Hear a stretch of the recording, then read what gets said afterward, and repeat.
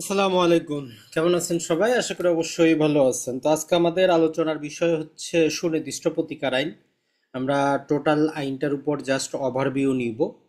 যেহেতু আমাদের বার কাউন্সিলের পরীক্ষায় মোটামুটি আমরা 10 মার্কের এমসিকিউ অ্যান্সার করতে হবে এটা থেকে। আর পাশাপাশি আপনার বাস্তব জীবনে আপনি যদি দেওয়ানি মামলা ভালো করে বুঝতে চান, জানতে চান, এই আইনটা কিন্তু গুরুত্বপূর্ণ।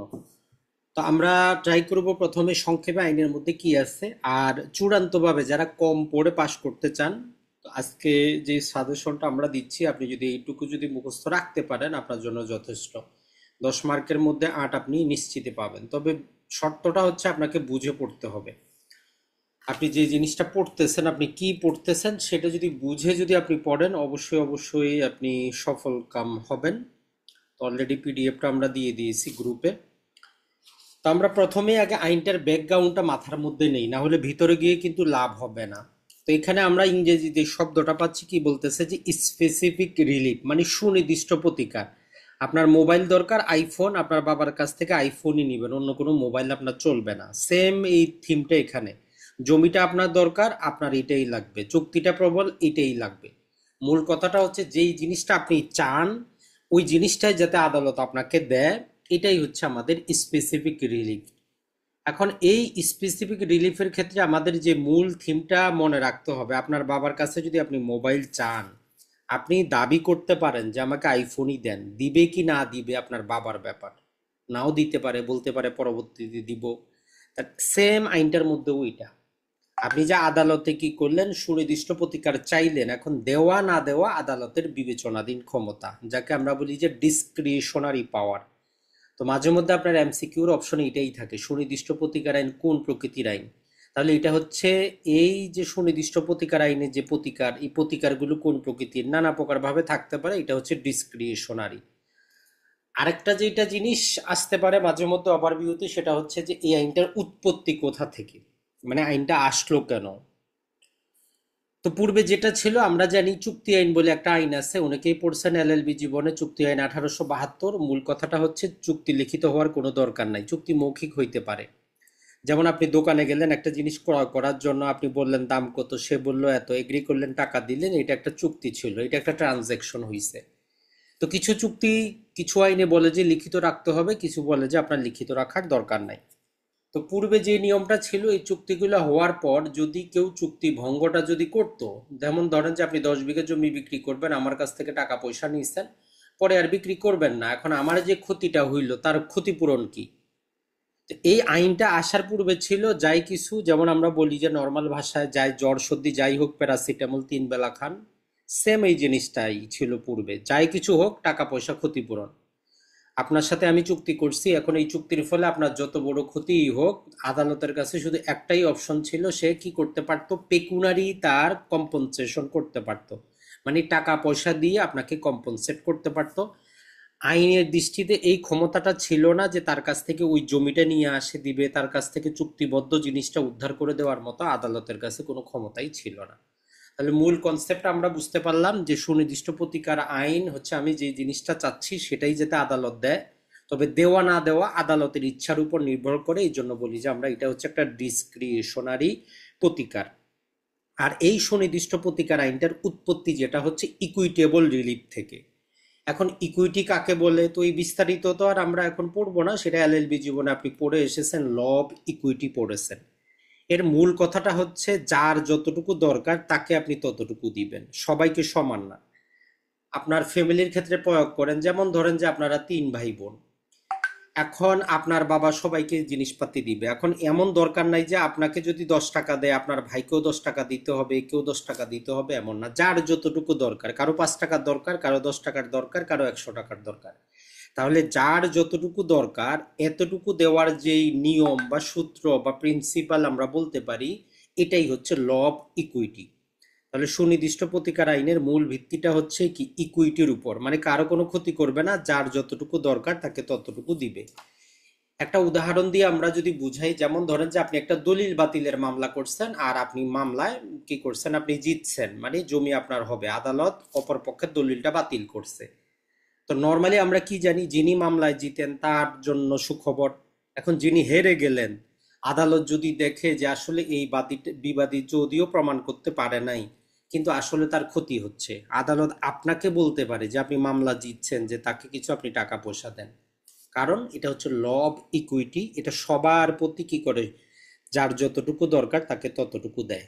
তো এই কনসেপ্টটা যদি মাথায় রাখে ভিতরের দিকে যান, তাহলে আপনার জন্য ইজি হবে। আর আমরা এখানে শুধু সেই সেকশনগুলো নিয়ে এসেছি যেগুলো না পড়লেই নয়। বাকি অন্য যেগুলো আছে সেটা ভিন্ন ব্যাপার, আপনার পড়ার মন চাইলে আপনি পড়বেন, সেখানে আমাদের কোনো বাধা নাই, যত পড়বেন তত ভালো। তো দেখেন, সর্বপ্রথম মনে রাখবেন যেটা এর কার্যকারের তারিখটা, অন্য কিছু মনে রাখার দরকার নাই। যে সুনির্দিষ্ট প্রতিকার আইন কবে থেকে কার্যকর হয় বা কোমেন্সমেন্টে আসে, বা আরেকটা শব্দ আমরা ব্যবহার করি সেটা হচ্ছে যে ইনফোর্সমেন্ট ডেট। তাহলে তিনটা শব্দের একটাই কাজ, কবে কার্যকর হয়, কবে ইনফোর্স হয়, কবে কোমেন্সমেন্ট হয়। যদি আসে অপশনে 1 মে 1877, এই তারিখটাই শুধু মনে রাখবেন। এরপরে ডেফিনেশন অন্যান্য জিনিস কোনো দরকার নেই, আপনি বাদ দিয়ে দেন। 4 নম্বর, যেইখানে কিছু সেভিং দেওয়া আছে, সেভিং মানে এই আইনটা আর কোন আইনকে প্রভাবিত করবে না। যেমন আমরা তামাদি আইনেও পড়েছি যে তামাদি আইন কোন কোন আইনকে প্রভাবিত করবে না। তো এই সুনির্দিষ্ট প্রতিকার আইনেও বলতেছে যেটা, যেইটা চুক্তি না, একটা এগ্রিমেন্ট। এখন এইটা বুঝাইতে গেলে লম্বা চড়া জিনিস। নর্মালি আপনি যদি বিয়ে শাদিতে যান, কি করে ছেলে পক্ষ মেয়ে পক্ষকে অফার করে, তো মেয়ে পক্ষ সেটা কি করে গ্রহণ করে, তার মানে ইজাব হয়, কবুল হয়। তো এতটুকু চুক্তির করার ক্ষেত্রে আপনাকে অফার করতে হয়, অপর পক্ষ সেটাকে গ্রহণ করতে হয়। আর এর মধ্যে একটা কনসিডারেশন থাকে, কোনো একটা কাজ করা না করা, টাকা পয়সা, যেটাকে আমরা বলি যে কনসিডারেশন মূল্য। যদি কোনো অফারের মধ্যে কোনো কনসিডারেশন থাকে আর অপরপক্ষ সেটা গ্রহণ করে, আমরা বলি যে এটা হচ্ছে একটা এগ্রিমেন্ট। এখন এই প্রতিটা এগ্রিমেন্টে কিন্তু আইন দ্বারা প্রয়োগ করা যায় না। যেমন আমি আর আপনার সাথে যদি চুক্তি করি কোনো একটা অবৈধ জিনিসের, তাহলে ওইটা যদিও আমাদের মধ্যে এগ্রিমেন্ট, কিন্তু আদালতে গিয়ে আমরা প্রবল করতে পারবো না। যেমন ধরেন যে যারা মানুষ হত্যা করায়, সে এখন কি করে ওই সুপারি কিলারকে টাকা পয়সা দেয়, তো এদের মধ্যেও তো একটা চুক্তি হচ্ছে। এখন হত্যা করার পরে যদি এই ব্যক্তি টাকা না দেয়, তো ও তো আর আদালতে যাইতে পারবে না, কারণ ওইটা একটা এগ্রিমেন্ট পর্যন্তই সীমাবদ্ধ, চুক্তি হইতে পারে না। কারণ ইল্লিগাল জিনিসকে আইনগতভাবে প্রবল করা সম্ভব না। তো এই জন্য প্রথমেই বলতেছে যেটা চুক্তি নয়, যেটা চুক্তি নয় মানে যেটা লিগালি ইনফোর্স করা যাবে না, এমন এগ্রিমেন্ট এই আইনের অধীনে কোনো প্রতিকার পাবে না। তাহলে 1 নম্বর কথা হচ্ছে, যেটা চুক্তি হয় নাই সেইটা সুনির্দিষ্ট প্রতিকার আইনে কোনো প্রতিকার দিবে না। তাহলে সুনির্দিষ্ট প্রতিকার আইনের অধীনে প্রতিকার পাওয়ার যদি 4টা অপশন থাকে, নিচের সত্য কোনটা? তাহলে আপনার অ্যান্সার কি হবে, যে সুনির্দিষ্ট প্রতিকার আইনের অধীনে যদি কোনো প্রতিকার পাইতে হয়, অবশ্যই অবশ্যই চুক্তি হইতে হবে। চুক্তি ছাড়া এই আইনের অধীনে কোনো প্রতিকার আমরা পাবো না। এখন এটা মৌখিক চুক্তি হইতে পারে, লিখিত হইতে পারে, তাতে কোনো বাধা নেই। তাহলে 1 নম্বর জিনিসটা আপনি বুঝলেন যে সুনির্দিষ্ট প্রতিকার আইনের অধীনে যদি কোনো প্রতিকার আমরা কোথাও দাবি করি, 1 নম্বর কন্ডিশন হচ্ছে ওইটাকে চুক্তি হইতে হবে। আইন তাকে বলতে হবে যে এটা একটা বৈধ চুক্তি। যদি বৈধ চুক্তি না হয় আমরা যাইতে পারবো না এই আইনের অধীনে।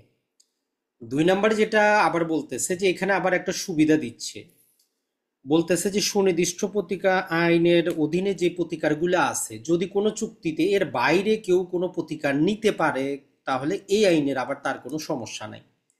এই আইনের মধ্যে যে 8 প্রকারের প্রতিকার পাবো, এগুলার বাইরেও যদি কোনো চুক্তির মধ্যে কেউ কোনো আইনগত প্রতিকার পায়, তাহলে সুনির্দিষ্ট প্রতিকার আইনের কোনো সমস্যা নাই, তারটা সে দেখুক। আর সর্বশেষ যেটা বলতেছে যে আমরা জায়গা জমি রেজিস্ট্রেশন যে আইনের অধীনে করি, এই আইনের অধীনে যেই সমস্ত নথিপত্রগুলা সৃজন হয়, এগুলার উপর সুনির্দিষ্ট প্রতিকার আইনের কোনো প্রভাব থাকবে না।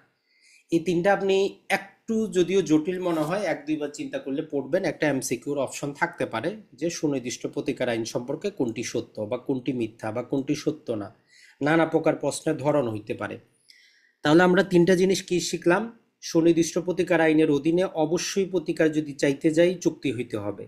আর সুনির্দিষ্ট প্রতিকার আইনের বাইরে যদি কোনো চুক্তি থেকে কেউ কোনো প্রতিকার পায়, সুনির্দিষ্ট প্রতিকার আইনের কোনো সমস্যা নাই। 1908 সালের রেজিস্ট্রেশন আইনকে এই আইন প্রভাবিত করে না। এটাকে 2 বার পড়বেন যথেষ্ট, এর বাইরে আর কিছু কিন্তু নাই। এখন আসি 5 নম্বর সেকশন। এটা থেকে কোনো না কোনোভাবে এমসিকিউ কিন্তু দেয়, কখনো দেয় যে কত নাম্বার সেকশনে আছে, কখনো বলে যে কত প্রকারের প্রতিকার দেয়, কখনো 5টা অপশনে যে কোনো একটা উঠায় দেয়। তো 5 নাম্বারটা আপনাকে একটু মুখস্থ করে রাখতে হবে। তো এখানে বলতেছে যে এই যে সুনির্দিষ্ট প্রতিকার আইন, এটা কিভাবে দিবে প্রতিকারগুলা, মানে ধরনটা কেমন হবে।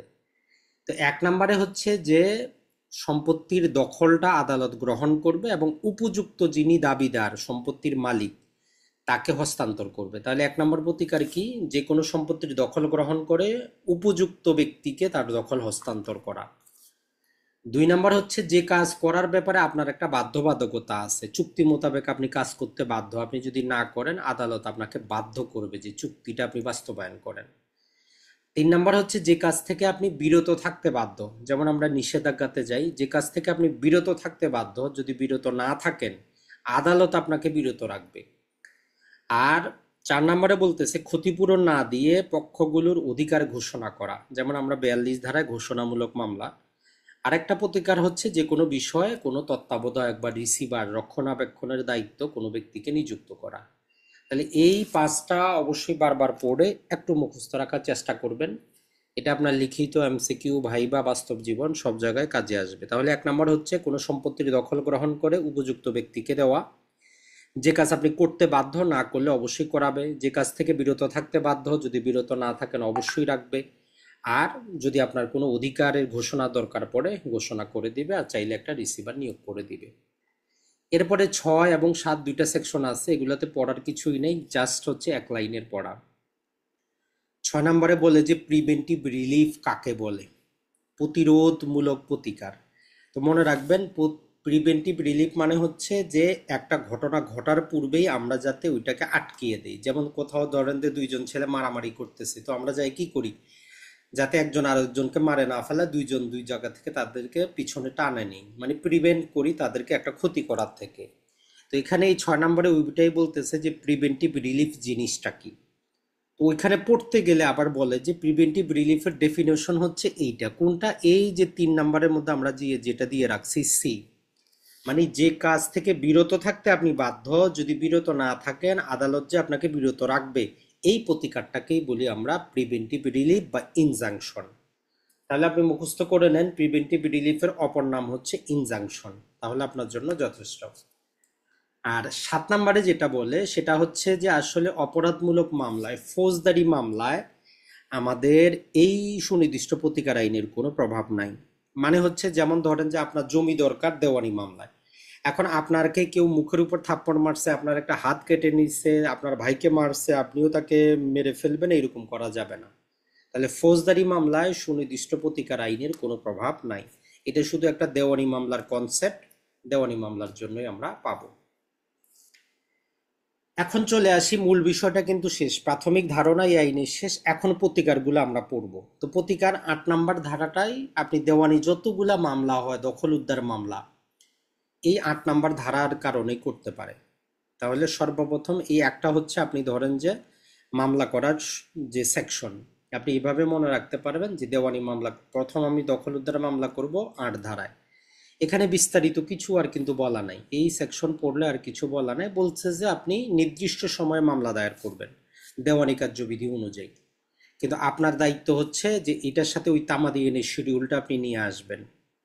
কত বছর, 12 বছরের মধ্যে অবশ্যই আপনাকে মামলাটা করতে হবে। কোথায় বলা আছে একটু স্মরণ করার চেষ্টা করেন, 144-এ বলা আছে, আর একটা হচ্ছে 142। তাহলে 144 আর 142 এটা আপনি, আপনার দায়িত্ব হচ্ছে যখন সুনির্দিষ্ট প্রতিকার আইন পড়বেন এগুলো একসাথে পড়ে নেবেন। তাহলে 8 ধারা ইকুয়াল টু হচ্ছে আমাদের 144, 142 ইকুয়াল টু 12 বছর। এই শব্দটা একসাথে লিখে রাখেন, যথেষ্ট। এখন 9 ধারা যখন আমরা পড়তে যাব, 9 ধারাতেও দখল উদ্ধারের কথা আছে, তবে এই ক্ষেত্রে এটা মনে রাখবেন 9 ধারাতে আপনি জমির মালিক না, তবে আপনি দখলে রাখার অধিকারী ছিলেন। তাহলে কনসেপ্ট কোনটা যদি আপনার এমসিকিউতে আসে যে আপনি সম্পত্তির মালিক না কিন্তু দখলে রাখার অধিকারী, এই বিষয়ে আলোচনা করে কোন ধারায়, তাহলে আপনি চিন্তা করে অ্যান্সারটা নিজেকেই দিতে হবে। 9 ধারা যেখানে আপনার মালিকানা নাই কিন্তু আপনি দখলে রাখার অধিকারী। কেমন? যেমন আপনি এখন কোনো মেসে ভাড়া আছেন, কোনো বাড়িতে ভাড়াটিয়া থাকেন, আপনার 1 বছরের চুক্তি, এখন বাড়ির মালিক এসে আপনাকে 6 মাস পরে উচ্ছেদ করে দিল, আপনি জমির মালিক না, ফ্ল্যাটের মালিক না, কিন্তু 1 বছর পর্যন্ত ওইখানে থাকার আপনার অধিকার আছে। এই জন্যই 9 ধারা আনা হয়েছে।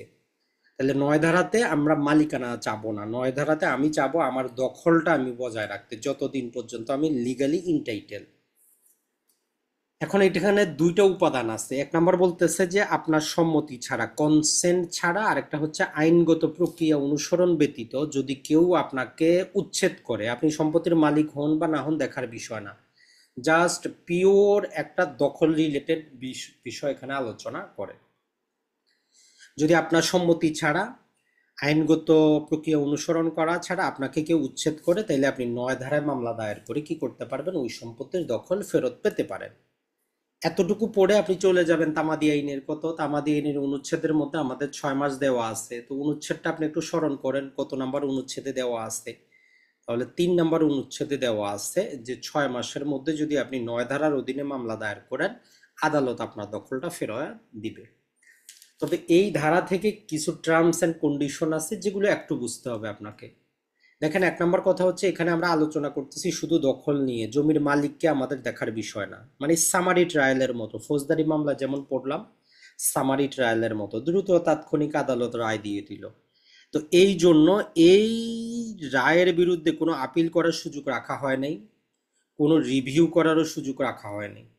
তাহলে সুনির্দিষ্ট প্রতিকার আইনে 9 ধারা আপিল আর রিভিউ যে নাই, কেন নাই, নিজেকে প্রশ্ন করেন যে এখানে কোনো মালিকানা তো বিবেচনা হচ্ছে না, জাস্ট আমরা দখলটা দিচ্ছি, যিনি প্রকৃত মালিক উনি মামলা করবেন, তো আপিল করে লাভটা কি? তাহলে সুনির্দিষ্ট প্রতিকার আইনের রায়ের বিরুদ্ধে কোনো আপিল চলে না, কোনো রিভিউ চলে না। এখন কাউন্টার প্রশ্ন নিজেকে করেন, তাহলে চলবেটা কি? চলবে আমাদের রিভিশন। আর রিভিশন চলতে গেলে আমরা ফৌজদারি কার্যবিধিতে পড়ে এসেছি কি, যে শুধু আইনগত যদি কোনো ব্যত্যয় ঘটে সেটাই দেখা হবে। তাহলে সুনির্দিষ্ট প্রতিকার আইনে 9 ধারার ডিক্রির বিরুদ্ধে প্রতিকার কি, এটা যদি আপনার অপশনে থাকে অ্যান্সার হবে রিভিশন। তাহলে সুনির্দিষ্ট প্রতিকার আইনের রায়ের বিরুদ্ধে কি চলে না, আপিলও চলে না, রিভিউ চলে না। এখন এখানে আরেকটা কন্ডিশন দিয়ে বলতেছে যদি সরকার আপনাকে বেদখল করে 9 ধারা মামলা করা যাবে না। তাহলে 9 ধারায় সরকারের বিরুদ্ধে মামলা দায়ের করা যায় না। আরেকটা হচ্ছে 9 ধারায় আপনি প্রকৃত মালিকের বিরুদ্ধে মামলা করতে পারেন, যিনি সম্পত্তির মালিক, যেমন আপনি ভাড়াটিয়া ছিলেন, ওই ফ্ল্যাটের যিনি মালিক তার বিরুদ্ধে আপনি 9 ধারা মামলা করতে পারতেছেন। এখন আপনার এমসিকিউটা যদি হয় যে যিনি প্রকৃত মালিক তার প্রতিকারটা কি, তাহলে আমরা এখানে পড়বো যে 9 ধারায় কোনোভাবেই প্রকৃত মালিককে যথাযথ কর্তৃপক্ষের কাছে গিয়ে, মানে 8 ধারায় মামলা করতে কোনো বারণ দেয়। 8 ধারায় উনি মামলা করতে পারবে। 8 ধারার যে রায়টা হবে এইটা সবসময় এই রায়টাকে কি করবে, সাকসিড করবে, মানে এইটার উপরে 8 ধারাটা প্রাধান্য পাবে। তাহলে যদি কোনো জায়গায় দেখেন যে আপনি 9 ধারা একটা আদালতে ডিক্রি আছে, একটা 8 ধারায় ডিক্রি আছে, তাহলে সর্বাবস্থায় 8 ধারা ডিক্রিটা প্রাধান্য পাবে, 9 ধারায় প্রাধান্য পাবে না। জাস্ট এই দুইটা লাইন পড়বেন যথেষ্ট, আর কিছু কিন্তু নাই। তাহলে এই আমাদের 8 এবং 9 এই দুইটা আপনি প্রয়োজনে ছোট করে লিখে রাখেন, সর্বাবস্থায় কাজে আসবে। বাস্তব জীবনে যখন প্র্যাকটিসে যাবেন এই দুইটা ধারার মধ্যেই আপনার যত সব মামলা। আর এখন ধরেন যে আপনার কোনো মুভেবল প্রপার্টি কেউ নিয়ে গেছে, মুভেবল প্রপার্টি যেমন আপনার কোনো মোটরসাইকেল, আপনার কোনো গাড়ি, তো এগুলার ক্ষেত্রে আমরা 10 ধারায় মামলা দায়ের করতে পারি। শুধু 10 ধারা মনে রাখবেন, এখানে আমরা অ্যাড করি না, ওখানে কিছুই নেই। মানে মুভেবল প্রপার্টি হইলে 10 ধারার অধীনে আমরা যাব, জাস্ট এতটুকুই। 11 নম্বর ধারা থেকে গতবারে প্রশ্ন ছিল, মনে হয় না যে এবারে থাকবে, তারপরও 11 নম্বর ধারার মধ্যে কি আছে একটু বুঝে নিবেন। এখানে যে কথাটা বলতেছে যে 10 ধারার অধীনে আমরা যে মামলা দায়ের করি কোনো মুভেবল প্রপার্টির জন্য। এখন এই মুভেবল প্রপার্টির ক্ষেত্রে যে জিনিসটা হয় সেটা হচ্ছে যে মুভেবল প্রপার্টির পরিবর্তে টাকা পয়সা দিলে যথেষ্ট। মানে আপনি একটা আইফোন কিনে আনছেন, আমার ভালো লাগছে, আপনার কাছ থেকে জোর করে নিয়ে গেছি, আমি বলতেছি যে ভাই টাকা নিয়ে নেন, মোবাইলটা আমার কাছে থাক। আপনি যতই আদালতে যান, আদালত বলবে যে ঠিক আছে, টাকা পয়সা যথাযথ প্রতিকার, মোবাইল আমি উদ্ধার করে দিতে পারবো না। কিন্তু সেম মোবাইলটা যখন আপনি 6 মাস 1 বছর ব্যবহার করবেন, আপনার যাবতীয় ছবি, ফটো, বিভিন্ন প্রকার ডকুমেন্ট সবকিছু থাকবে, তখন যদি কেউ নিয়ে যায় সেম মোবাইলটা, তখন আমরা 11 ধারার অধীনে মামলা দায়ের করে আপনাকে উদ্ধার করে দিতে পারবো। কারণ সেক্ষেত্রে আপনি দেখাইতে পারবেন কি, ওই মোবাইলে যে ছবি আছে, ডকুমেন্ট আছে, এগুলো টাকা পয়সা দিয়ে দিয়ে ইয়া করা সম্ভব না, ক্ষতিপূরণ নির্ধারণ করা সম্ভব না। তো এই জন্য বলতেছে যদি আমরা ওই জিনিসটাই চাই, মুভেবল প্রপার্টি, ওই জিনিসটাই যদি চাই, এই চারটার যে কোনো একটা যদি প্রমাণ করতে পারি, আদালত আপনাকে দিবে। 1 নম্বরে যদি প্রমাণ করেন যে যার কাছে আছে উনি আপনার নিযুক্ত কোনো এজেন্ট ছিল, অথবা তাকে আপনি একটা ট্রাস্টি হিসাবে জিনিসটা রাখছেন, যে আমি বাসায় যাচ্ছি ভাই আমার মোবাইলটা রাখিয়েন। তার মানে আপনার কোনো এজেন্ট অথবা কাউকে আপনি বিশ্বাস করে যদি কোনো কিছু রাখেন তাইলে সম্ভব, অথবা যদি দেখাইতে পারেন যে টাকা দিয়ে ক্ষতিপূরণ পাওয়া সম্ভব না, যথাযথ ক্ষতিপূরণ পাওয়া সম্ভব না, আর টাকা দিয়ে যে ক্ষতিপূরণটা দেওয়া হবে এইটা এডিকুয়েট রিলিফ না। আর সর্বশেষ হচ্ছে যদি আপনার কাছ থেকে ইল্লিগালি বেআইনিভাবে কেউ নিয়ে যায়, এই চারটার কোনো একটা প্রমাণ করতে পারেন, তাহলে ওই মুভেবল প্রপার্টিটা আপনি পাবেন। এইটাই হচ্ছে 11 ধারার মূল সারমর্ম। তাহলে 8 থেকে 11 আমরা যদি 1-2 বার আপনি পড়েন, এই কয়েকটা জিনিস যথেষ্ট, আর কিছু কিন্তু ভিতরে নাই। এখন চলে যাই 12 থেকে 30-এ যে কথাটা বলছে, আগে কনসেপ্টটা বুঝবেন। আপনার আর আমার মাঝে যে চুক্তিটা, এই চুক্তিটা আপনি 3টা অবস্থা কল্পনা করবেন, তাইলে আপনার জন্য সুবিধা হবে। প্রতিটা মামলাতে কি থাকে, আমাদের বাদী থাকে, বিবাদী থাকে। এখন একদিকে আপনি বাদী রাখেন, আরেকদিকে বিবাদী রাখেন, নিজের মতো করে আপনি খাতার মধ্যে একটু লিখেন বাদী এবং বিবাদী, দুইজন ব্যক্তি গেল, আর এদের মাঝে কি ঘটলো, এদের মাঝে হইলো একটা চুক্তি। এইভাবে আপনি মাঝখানে চুক্তিটা লিখেন যে বাদী বিবাদী, মাঝখানে হচ্ছে চুক্তি। এখন এই 12 থেকে 30-এ 6টা কথা বলে, মূলত কথাই হচ্ছে 6টা, যে কিছু চুক্তি আছে আমরা যেটা প্রবল করতে পারবো, কিছু চুক্তি আছে আমরা পারবো না। তাহলে 2টা আমাদের চলে গেল, কিছু চুক্তি প্রবল করা যাবে, কিছু চুক্তি যাবে না। এখন এই বাদীর ক্ষেত্রে আপনি মনে রাখেন, কিছু বাদীর জন্য আদালত চুক্তি প্রবল করে দিবে, কিছু বাদীর জন্য দিবে না। একই রকম ভাবে কিছু বিবাদীর বিরুদ্ধে আদালত চুক্তি প্রবল করে দিবে, কিছু বিবাদীর বিরুদ্ধে দিবে না। জাস্ট এই 6টা কথাই। তাহলে বাদী এবং বিবাদীর মধ্যে যে একটা চুক্তি, ওই কিছু চুক্তি প্রবল করা যাবে, কিছু যাবে না। কিছু বাদী প্রতিকার পাবে, কিছু বাদী পাবে না। কিছু বিবাদীর বিরুদ্ধে আমরা প্রতিকার দিতে পারবো, আর কিছু বিবাদীর বিরুদ্ধে দিতে পারবো না। এই 6টা লাইন যদি মুখস্থ রাখতে পারেন যথেষ্ট, আর কিন্তু ভিতরে তেমন কিছুই নাই। এখন এই 12 নম্বর সেকশনের মধ্যে মূল কথাটা যেটা বলে, আমরা নর্মালি যে কোনো চুক্তি প্রবলের যদি ধারা আপনাকে জিজ্ঞেস করে, 12 নম্বর ধারায় চুক্তি প্রবল করা হয়। সেটা আপনার জন্য যে আপনি কারোর সাথে একটা বাড়ি তৈরি করবেন, তার চুক্তি হোক, মৌখিক চুক্তি হোক, অথবা জায়গা জমির চুক্তি হোক, যেটাই হোক, তাহলে সেকশন নাম্বার 12 যে কোনো চুক্তি প্রবল করা হয়। এর ভিতরে আপনি যখন ডিটেইলে পড়বেন, ওইখানে 4টা কন্ডিশন দেওয়া আছে, যে যে কোনো একটা যদি আপনি ফুলফিল করাইতে পারেন, দেখাইতে পারেন, তাহলে ওই চুক্তিটা প্রবল হবে। একদম সহজ বলা হচ্ছে যে যদি চুক্তিটা প্রবল না হয়, আপনার এমন ক্ষতি হবে যার কোনো ক্ষতিপূরণ নির্ধারণ করাই সম্ভব না, টাকা পয়সা দিয়ে আসলে যথাযথ প্রতিকার পাওয়া সম্ভব না। আপনি যে চুক্তিটা আছে, আপনার একজন ট্রাস্টি হিসাবে আছে, ট্রাস্টভুক্ত জিনিস, তো এরকম 4টা কথা বলা আছে। জাস্ট যদি পারেন ওই 4টা একটু মনে রাখবেন, অথবা এতটুকু মনে রাখবেন যে 4টি ক্ষেত্রের যে কোনো এক ক্ষেত্রে চুক্তি প্রবল করা যায়। তাহলে 12 নম্বরের সেকশনে কয়টা কথা বলা আছে, 4টা ক্ষেত্র, এতটুকু মনে রাখেন যথেষ্ট। 13, 14, 15, 16, 17 কোনো কাজের না, আপনি বাদ দিতে পারেন। 12 নম্বর সেকশনে মূলত যে কথাটা বলে যে এটা হচ্ছে যে টোটাল জিনিসটা চুক্তি প্রবল চাবেন। যেমন আপনি কারোর সাথে 5 বিঘা জমি কিনা চুক্তি করছেন, আপনাকে 5 বিঘায় কিনার জন্যই মামলা করতে হবে। আপনি বলতে পারবেন না আমি 2 বিঘা নিব, 1 বিঘা নিব, বাকিটা নিব না, এইরকম চুক্তি প্রবল হবে না। তাহলে ইন জেনারেল সেন্স হচ্ছে চুক্তি প্রবল হবে টোটাল চুক্তি প্রবল, আংশিক কোনো চুক্তি বাস্তবায়ন করা যায় না। কিন্তু ওই 13, 14, 15, 16-তে বলে যে কিছু কিছু ক্ষেত্রে আমরা আংশিক চুক্তি বাতিল করতে পারি, তবে সেটা আমাদের এমসিকিউর জন্য লাগবে না, আপনি বাদ দেন, জাস্ট 12টা পড়বেন। এরপরে সরাসরি 18 নম্বরে চলে যাবেন। 18 নম্বর সেকশনে বলে একজন পারচেজার মানে হচ্ছে যিনি জমির ক্রেতা, তার কি অধিকার আছে যে বিক্রেতার যদি মালিকানায় যদি ত্রুটি থাকে, এইরকম জায়গায় আপনি একজন কাছ থেকে জায়গা জমি ক্রয় করবেন। এখন বিক্রেতার মালিকানায় ডিফেক্ট আছে, ত্রুটি আছে, 100% পিওর মালিকানায় নাই, কিন্তু আপনি চুক্তি করে বসে আছেন, দাতা গ্রহীতা চুক্তি করে বসে আছে, পরে দেখা গেল যে তাদের এই টাইটেলটা ইমপারফেক্ট। তো ওইটার ভিতরেও দেখবেন যে আপনি 4টা কথা বলা আছে, আপনার দায়িত্ব হচ্ছে আগে 4টা কথা বলা আছে এইটুকু মুখস্থ রাখবেন, পরে ধীরে ধীরে 1বার 2বার 3বার করে পড়ে ওই 4টা জিনিস একটু মুখস্থ করবেন, আর কিছুই কিন্তু নাই। তাহলে আমরা বলতে পারি যে ত্রুটিপূর্ণ মালিকানার ক্ষেত্রে ক্রেতার অধিকার কয়টা দেওয়া আছে, 4টা। এতটুকু আগে মনে রাখেন, একবারে ভিতরে যাওয়ার আপনার দরকার নাই, কারণ আইনটাকে যখন আপনি নিজের কন্ট্রোলে নিয়ে আসবেন তারপরে আপনি ভিতরে যাবেন, একসাথে সব পড়তে গেলে কিন্তু মনে থাকবে না। তাহলে 12 নম্বরেও ছিল 4টা, 18 নম্বরেও 4টা। এরপরে 19 আর 20 এখানে জাস্ট দুইটা লাইন পড়বেন বোঝার জন্য, এখানে অন্য কিছু কিন্তু নাই, তবে কনসেপ্টটা অনেক বড়। এখানে বলতেছে যে আদালতে যখন আমরা চুক্তি প্রবলের মামলা করব, আদালত ক্ষতিপূরণের আদেশ দিতে পারবে, দুই ভাবে দিতে পারে।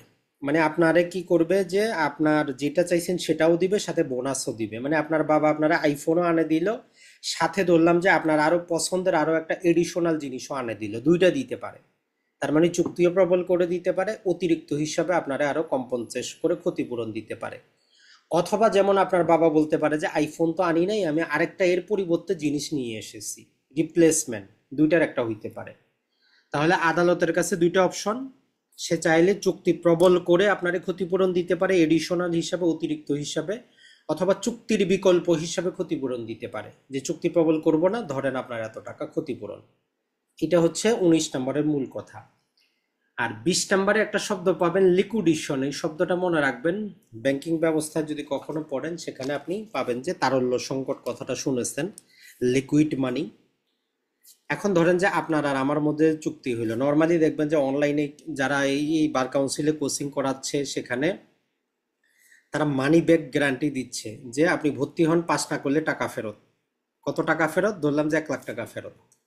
এখন চুক্তিতে লেখা আছে পাস না করলে আপনি কত টাকা ফেরত পাবেন। এই 20 নম্বর সেকশন বলতেছে যে চুক্তিতে যদি ক্ষতিপূরণের কথা উল্লেখ থাকে, এটার মানে এই না যে আমি চুক্তি প্রবলের মামলা দায়ের করতে পারবো না। তাহলে যদিও চুক্তির মধ্যে চুক্তিটা যদি আপনি পালন না করেন, কি ক্ষতিপূরণ দিতে হবে সেটা উল্লেখ করা আছে, তারপরেও আপনি আদালতে মামলা করতে পারবেন। যেমন আপনার সাথে 10 বিঘা জমি বিক্রির চিন্তা ভাবনা হইলে আপনি বললেন যে যদি আপনি কি করেন, এই সময় মতো যদি রেজিস্ট্রেশন করেন, যদি আপনি নিতে অস্বীকার করেন, বায়নার যে 10 লাখ টাকা দিয়েছেন এটা আমি রেখে দিব। এখন অপরপক্ষ দিচ্ছে না, তখন সেই কথা বলতে পারবে না যে আমাদের চুক্তিতেই তো বলা আছে যে চুক্তি ভঙ্গ করলে আপনি টাকা রেখে দিবেন, এটা কোনো অজুহাত না। তার মানে লিকুইডেশন উল্লেখ করা থাকা এটা মামলা দায়েরের কোনো বাধা না। চুক্তিতে আপনারা যতই কিছু উল্লেখ করেন, আপনি কি করতে পারবেন, সুনির্দিষ্ট প্রতিকারের জন্য মামলা দায়ের করতে পারবেন। তবে একটা কন্ডিশন হচ্ছে, ওই চুক্তি টাকা নিলে আর মামলা দায়ের করতে পারবেন না। যখন আপনি ধরেন যে ওই 3 লাখ টাকা রাখে দিবেন, তখন আর মামলা দায়ের করতে পারবেন না। মানে ওই ক্ষতিপূরণ যদি গ্রহণ করে নেন, তখন মামলা দায়ের করা যাবে না। শুধু চুক্তিতে উল্লেখ আছে, এটা মামলা দায়েরে কোনো বাধা হবে না।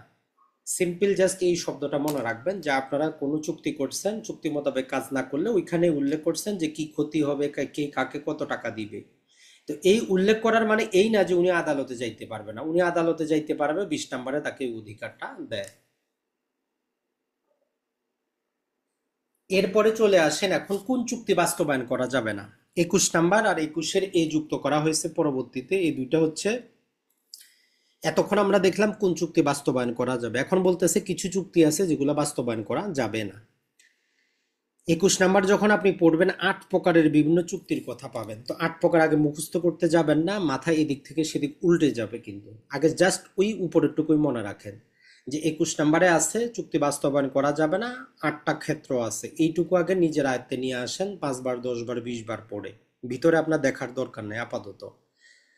এরপরে 21টা শুধু একটু ভালো করে পড়বেন, আর 21টা বাস্তবতার সাথে।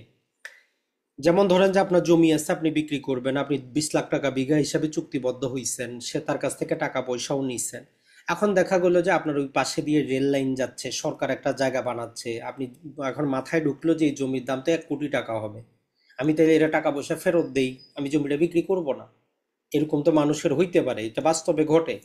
তো এই জন্য বলতেছে যে যে কোনো বায়না জায়গা জমি বিক্রি করার যে চুক্তিপত্র, এটা অবশ্যই অবশ্যই নিবন্ধিত হইতে হবে, রেজিস্ট্রেশন আইন অনুযায়ী অবশ্যই নিবন্ধিত হবে, এবং বায়না চুক্তিতে অবশিষ্ট টাকাটা মামলা দায়ের করার সময় আদালতে জমা করতে হবে।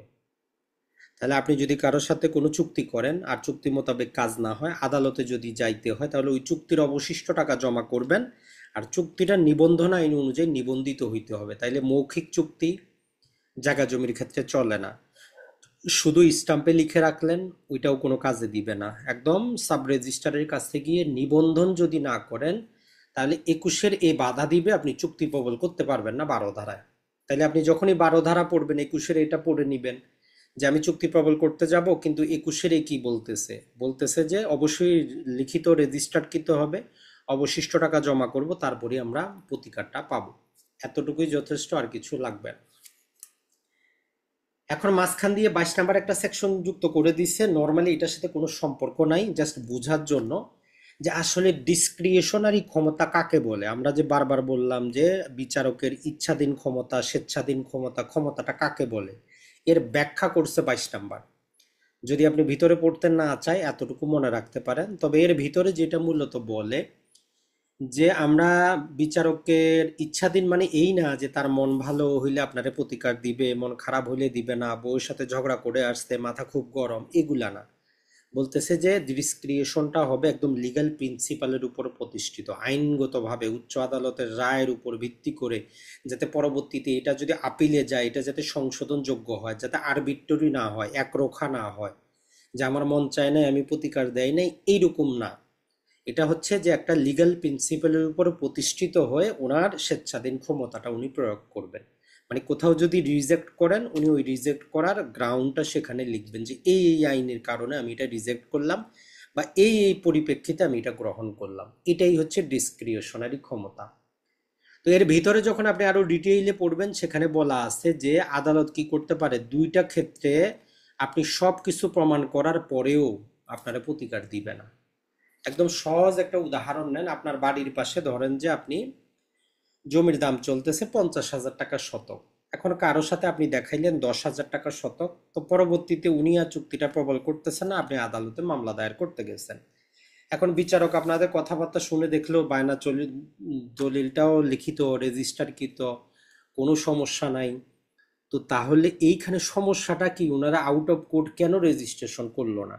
আপনি প্রমাণ করলেন যে বায়না হইছে, আমি টাকা দিছি, দলিল বৈধ, সবই আইনের সত্য পূরণ করছি। এখন এই 22 নাম্বার বলতেছে বিচারক দেখবে বাদী কি কোনো অবৈধ সুবিধা পাচ্ছে কিনা, যদিও কোনো প্রতারণা, কোনো ফ্রড, কোনো আনডিউ ইনফ্লুয়েন্স ব্যবহার করা হয় নাই। এখন আপনি চিন্তা করেন 50 লাখের জমি কেন উনি 10 করে বিক্রি করতেছে। তার মানে এটা যদি আদালত প্রবল করে, তাহলে বিবাদী একটা অবৈধ সুবিধা পাবে, তা আদালত রিজেক্ট করতে পারে। তাহলে একটা হচ্ছে যে যেখানে কি পাবে, বাদী যদি অবৈধ সুবিধা পায়। 2 নাম্বার হচ্ছে চুক্তিটা যদি প্রবল করে দেই, তাহলে বিবাদীর অনেক ক্ষতি হবে। কেমন? যেমন ধরেন যে আপনাদের আশেপাশে অনেক নদী আছে, এখন বর্ষাকালে নদী ভাঙে, অন্য সময় তার নদী ভাঙে না। তো আমাদের অঞ্চলেও আছে যে বর্ষাকাল আসলে জায়গার কিছু অংশ ভেঙে যায়, প্রতিবারই সেখানে মাটি দিয়ে ঠিক করতে হয়। তো আমি মাটি দিয়ে ঠিক করে আপনার সাথে চুক্তি করলাম 6 মাসের। তো 6 মাস যাইতে যাইতে বর্ষাকাল চলে আসছে, তখন কি হলো, জমিটা ভেঙে গেল। এখন আদালতে আপনি বলতেছেন ভাই আমি এই জমি তো নিব না, প্রতিবার ভেঙে যাবে, আমার টাকা পয়সা খরচ হবে। আমি গেলাম আদালতে চুক্তি প্রবল করানোর জন্য। আদালত সব দেখার পর যখন দেখবে যে প্রতিবারই তো আপনি ঠিক করেন, টাকা পয়সা তো আপনার যায়, এখন আমি যদি প্রবল করে দেই ওই নতুন বেচারার ক্ষতি হবে। আমি যদি প্রবল না করি, আপনি তো অভ্যস্ত, প্রতিবার আপনি টাকা খরচ করেন, কোনো সমস্যা নাই, তখন আদালত আপনার চুক্তিটা প্রবল করবে না। যদিও আপনি 100% সাক্ষী সবকিছু দিয়ে প্রমাণ করছেন। তো এইটা হচ্ছে দুইটা ডিসক্রিশনারি ক্ষমতা, যেখানে কোনো প্রতারণা, কোনো ফ্রড, আনডিউ ইনফ্লুয়েন্স কিছু না থাকার পরেও যদি আদালত দেখে যে বাদী অবৈধ সুবিধা পাচ্ছে, তাহলে 22 ধারার ক্ষমতা ব্যবহার করে সে প্রবল করবে না। আর যদি দেখে যে প্রবল করলে বিবাদীর অনেক ক্ষতি হবে, অনেক কষ্ট হবে, আদালত করবে না। তাহলে করবে কখন? আপনি নিজেকে প্রশ্ন করেন যে আদালত কখন করবে। তো একটা কন্ডিশন হচ্ছে যখন উভয়জন চুক্তি মোতাবেক কাজ করবে, আর যদি প্রবল করা না হয়, অপূরণীয় ক্ষতি হয়ে যাবে অপর পক্ষের, তখনই শুধু প্রয়োগ করবে। এই তিনটা কথাই বলা আছে, দেখবেন যে অনেক লম্বা চড়া ইতিহাস দিয়ে। তাহলে এই তিনটা শব্দ পড়লেই 22টা যথেষ্ট। এরপরে 23 থেকে 27 পর্যন্ত এইটা আপনি চাইলে বাদ দিতে পারেন। কি জন্য? কারণ আপনার 10টাই এমসিকিউ আসবে। আপনি এই চুক্তি প্রবল থেকে অনেক পড়ে ফেলছেন, এখানে কিছুই নেই। তারপরে এখানে যেটা আপনি মনে রাখতে পারেন, আমরা যেটা আপনাকে বলবো, এখানে বলতেছে যে কোন বাদী প্রতিকার পাইতে পারে, কে প্রতিকারটা পাইতে পারে। এখানে 8 জন ব্যক্তির নাম বলা আছে, তাহলে 8টা মনে রাখবেন। মানে 8 জন ব্যক্তি মামলা করলে আদালত তাকে ডিক্রিটা দিতে পারে। এরপরে 24-এ বলে যে কিছু পার্সোনাল বার আছে। এখানে 4 প্রকারের আমরা জিনিস পাবো। তো ওই 4 প্রকার এগুলো আপনি চাইলে জাস্ট পকাটা উপরে লিখে রাখতে পারেন। তো সর্বশেষ 29 নাম্বারটা একটু দেখবেন, এখানে যেটা বলতেছে সেটা হচ্ছে যে যখন আমরা চুক্তি প্রবলের মামলা করি তখন সাথেই ক্ষতিপূরণের মামলা করতে পারবো, একই সাথে একই আর্জিতে। যদি না করি তাহলে পরবর্তীতে আমরা মামলা করতে পারবো না, যে আমার তো চুক্তি প্রবল হয় নাই, আদালত আমরা একটু ক্ষতিপূরণ দিয়ে দেখ, এটা সম্ভব না। তাহলে যখন আমরা লিখিত পরীক্ষার জন্য যারা হয়তো কোচিং করেছেন তারা জানেন একটা আর্জিতে কি ইনক্লুড করতে হয়। আপনার মূল দাবি ইনক্লুড করতে হয়, এডিশনাল টাকা পয়সা দাবি করতে হয়, আইনগত কোনো প্রতিকার যদি পাওয়া যায়, ক্ষতিপূরণ পাওয়া যায়, সব কিছু একই জায়গায় চাইতে হবে। তো ওইটাই বলতেছে যে দ্বিতীয়বার মামলা দায়ের করা যাবে না, বার টু ফার্দার সুট। এরপরে চলে আসি আমরা, যদি আপনি যে দলিলটা করলেন, জায়গা জমির যে দলিল করলেন, ওই দলিলে যদি ভুল থাকে 31 ধারা ব্যবহার করে দলিল সংশোধন করব। তামাদি আইনটা আপনি চিন্তা করেন কত ধারায় ছিল। তাহলে তামাদি আইনে আমরা দুইটা অনুচ্ছেদ ব্যবহার করি, একটা হচ্ছে 95 যদি ফ্রড হয়, 96 যদি ভুল হয়। 31 দ্বারা দুইটাই গ্রাউন্ড, আপনার ফ্রড হইতে হবে অথবা উভয় পক্ষের যদি ভুল হয় তবেই সম্ভব। তাহলে 31 ধারা আমরা ব্যবহার করব। বাকি যে চারটা আছে আপনি বাদ দেন, এগুলো আপনার আপাতত দরকার নেই। আপনি আগে ওই মূল সেকশনটা তামাদি সহ একদম ক্লিয়ার করে ফেলান, এটা আপনার কাজে আসবে না। এরপরে আপনি চাচ্ছেন একটা চুক্তি বাতিল করতে, 35 ধারাটা শুধু মনে রাখেন যে এই 35-এর অধীনে চুক্তি রদ করা যায়। আর এইখানে একটা জিনিস মনে রাখবেন, এখানে শুধু আমরা যে বারবার বলি দলিল সংশোধন না, চুক্তি ও দলিল সংশোধন, চুক্তিও সংশোধন করা যায়। যদি কোনো চুক্তিতে কোনো ভুল ফ্রড হয় সেটাও সংশোধন করা যায়।